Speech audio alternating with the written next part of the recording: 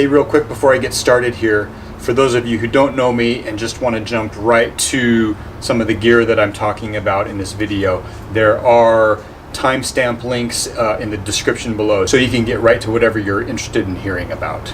So I am back from the week-long Oregon backcountry adventure with Jason of Primal Outdoors. If you haven't already seen it, there is a quick 1-minute trailer sort of giving you an overview of the whole week, so be sure to check that out. I'm still sorting through a ton of footage, getting everything organized and figured out how these episodes are going to come together. I do hope to have the first episode out for you next week, Saturday, November 21st. This week I want to quickly go over a few sort of surprise all-stars from the trip. I recently did a video where I talked about a bunch of different gear that I use for overlanding. That video was maybe a little more warm weather, summer oriented. I didn't think about some of the stuff that I use in the winter. We definitely encountered a wide variety of weather conditions over the course of the week and over the various elevations that we hit. So I wanted to take a moment to go over some of the gear that surprised me with how useful it ended up being on this trip. And I'm not trying to sell you any of this stuff. I don't care if you buy it or not. I don't gain anything if you buy any of this stuff. I mean, if you click on one of my Amazon links and eventually buy something, I may receive a small commission. It doesn't even matter if you buy the thing that I linked you to or not. This is just purely to share with you some information about stuff that I've been really happy with how it's worked out.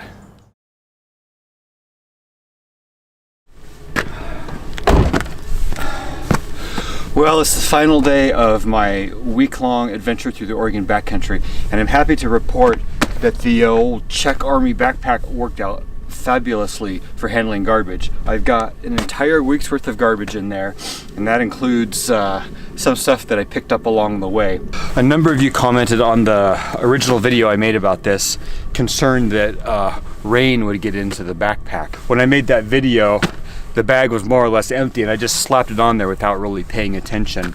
As you can see, these flaps do come up over the opening quite well. On this trip, I've been out in rain and snow and not had anything get inside. So it does work just fine for keeping the weather out.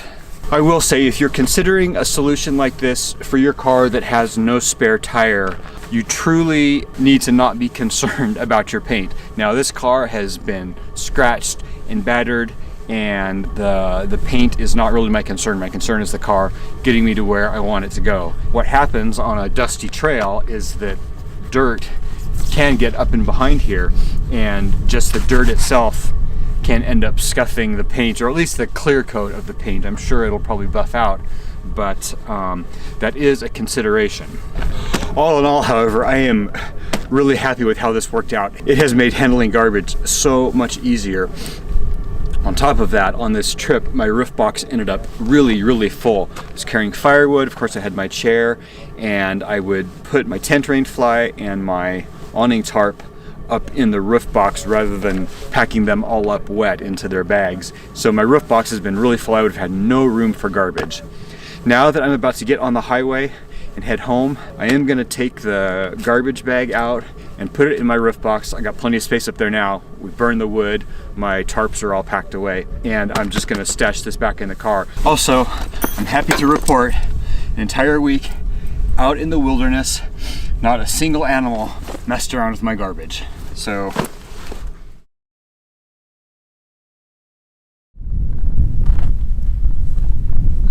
another surprising all-star of this trip are these Rock Rooster boots. Now, these got sent to me back in the summer, and I made a video about work boots in general and my initial impressions of these boots, but I didn't really have an opportunity to put them to the test. I hadn't really used the boots very much since last summer, but I decided to take sort of a chance on them with this trip, and it's the only footwear I brought for the entire trip. It turned out to be a really good choice. They're waterproof, and they kept my feet warm and dry through all the conditions we encountered, including some cold rain, which turned into snow, tromping through inches and inches of snow at 6,000, 6,500 feet. My feet were often the warmest part of my body. The boots they're my size. They're the right size for me, but they're they're on the spacious side inside. That gives me the room to wear a thick wool sock without my foot being constricted at all. And so there's just enough space in there to build up a little pocket of heat. And my feet have been probably the most comfortable that they've ever been on a winter trip. So I talked about this in one of the early episodes of the series. It has turned out to be much more than just a silly little gadget. And we're on the high desert, and it is very, very cold tonight. I'm really happy that I received this thing. This is a USB rechargeable hand warmer, and it is made by Okupa. Oh, that feels good already. I use this thing every single night, and I only had to recharge it once over the course of the trip. Occasionally in the evening, I would use it to warm my fingers, but for the most part we had campfires. I was able to stay warm until getting in the tent with the heater. But where this really proved useful was I would turn it on and stick it down in the bottom of my sleeping bag, which is the one spot where it's really hard to warm up, to get the body heat to warm up down there. And with the end of the sleeping bag right at the edge of the tent, it's a particularly cold spot. With this thing down at my feet, oh my gosh, I could sleep with no socks on. I was so comfortable. I could usually just put it down there for the first couple of hours, and then I would be warm enough and I would take it out of there. It was frigid here last night, well down into the 20s, and I went ahead and ran the thing all night, and I haven't even shut it off yet. I've been using it this morning too to keep my fingers warm. This is not just a silly gadget. This was a fantastic little piece of gear to have on a winter overlanding trip. I'm not gonna lie, I would not be able to tolerate the long, dark, cold winter nights in my tent on the high desert without my Mr. Heater Buddy. This thing works so incredibly well. I got mine on sale at a deep discount, but even at full price, worth it. The Mr. Heater Buddy provides a surprising duration of heat off a single propane canister, and the low setting is largely adequate to keep my Gazelle T3 cozy warm. I generally just run it a short while in the evening to warm up the tent before changing for bed, and for a short while in the morning to make the tent cozy and comfortable before getting dressed for the day. It makes such a difference to get through these transitions without getting chilled. Jackery obviously is a sponsor of the channel, and thanks to their support I am able to get out on these trips like this. But I've accepted this partnership because this is a product that I truly like and I truly use every single day on every trip that I take. The Jackery even ended up saving the day at one moment on this trip.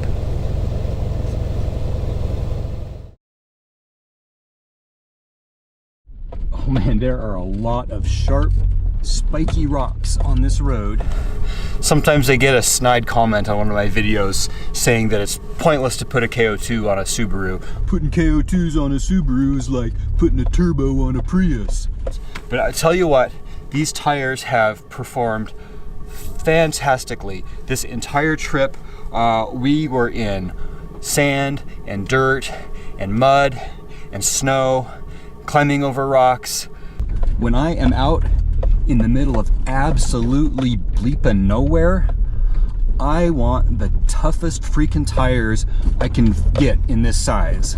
I've been running the KO2s for 2.5 years now, all over the state of Oregon, all kinds of terrain, and they have served me very, very well. They were 100% worth the money. Simply put, there is no tire that is better suited to taking on this kind of terrain that's available in a size that will fit my Subaru.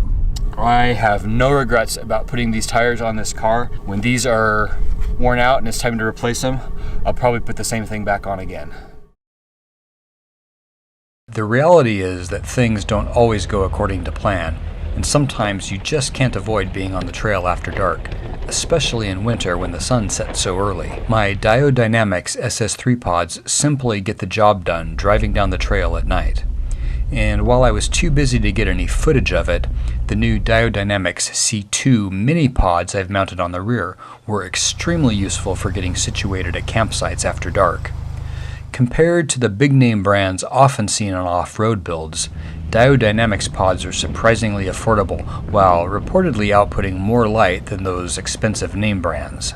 Every time I find myself on the trail after dark, I'm thankful for my Diodynamics pods lighting the way.